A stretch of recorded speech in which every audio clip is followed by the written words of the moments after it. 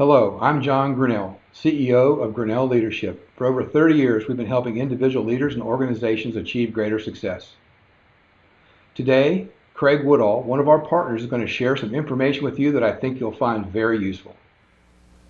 So good afternoon and welcome. My name's Craig Woodall. I am one of the partners with Grinnell Leadership, and I just wanted to take a few moments this afternoon to talk to you about the issue of trust. Now, I know that you all know how important it is to build and nurture trust within a team as a team grows. But in the current climate we find ourselves in with COVID and everything that's going on, I think it's even more critical that we put the right energy and passion into building that trust, which is why I thought it was important that we have this discussion this afternoon.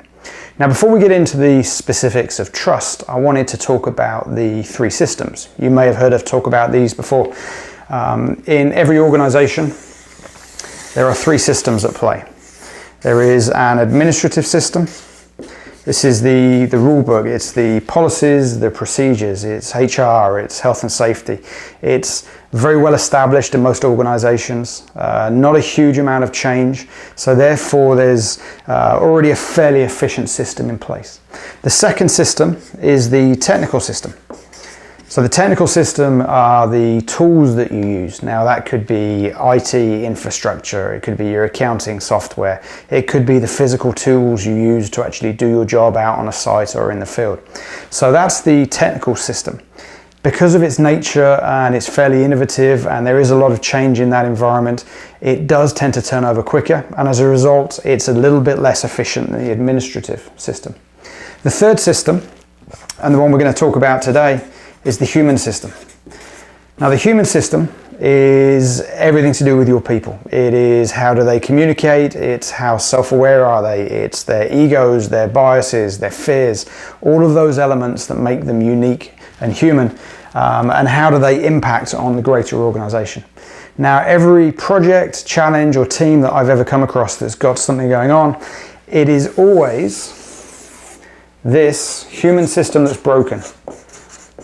Somebody didn't say something, somebody had a fear, somebody held back. There's a breakdown somehow on the human system.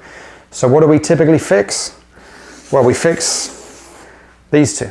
We come up with a new policy, procedure, rule book, and we throw millions of dollars at new technology and tools to try and fix the problem. So we try and fix these, even though it's actually the human system that's broken. The reason we do that, this is just a financial investment. Now it may be significant, it may be millions of dollars, but it's just financial. The human system needs an emotional buy-in. It needs you to commit to it at a deep sort of personal level, and it's therefore much more difficult to make this change. So there's a lot of headroom here, and there's a lot of focus here. And as we talk about trust, this is what I wanted to build on today. So getting back to trust. If you can imagine a simple curve, and we have trust up here on this axis, increasing, and we have time on this axis. If we take ourselves back to June 2019, let's go back a year, and imagine you were putting a team together for the first time. You brought some individuals in from all over the organization, put them together in a room as a team, and they started a project. They would have started with very low trust. They would have been wary, they would have been fearful, a little bit anxious about what they were getting into.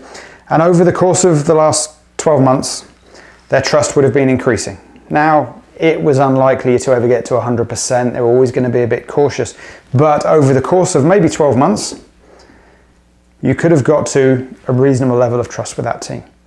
Now, what we're actually seeing in the current climate, bring yourself forward to present day, June 2020, and imagine you were bringing that team together today, a bunch of strangers about to start work on an initiative, and all of a sudden they are working remotely. They're working from home. They've never been face to face. They've never even shaken hands.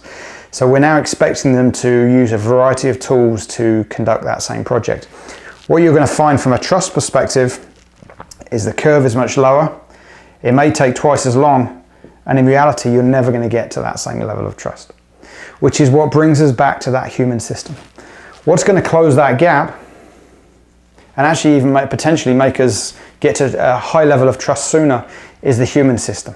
How do we interact with each other? How do we build that level of trust? How do we gain each other's confidence so that we can hold ourselves accountable to deliver? And it's the human system that we are starting to ignore. I'm seeing organizations and teams working around what they call their new future, and they're developing policies and procedures about working from home and how do we compensate for that, how do we deal with that. They're investing millions of dollars in the tools and technology, be it Zoom or Microsoft Teams or Skype, and how do we virtually connect with each other. But what's being forgotten is the fact that people need to get face to face typically to build that trust initially. And that's where you need to invest in the human system to build this trust, reduce that lag, and get your teams up and running more efficiently. That's what we at Grinnell Leadership are focusing on with a number of our clients at the moment. I'm going to put our email address up at the end, and the website address. If we can help you with this, please feel free to reach out to myself or John or Stacey and see how we can help your organization. Thanks for your time this afternoon, and I look forward to seeing you next time. Thanks.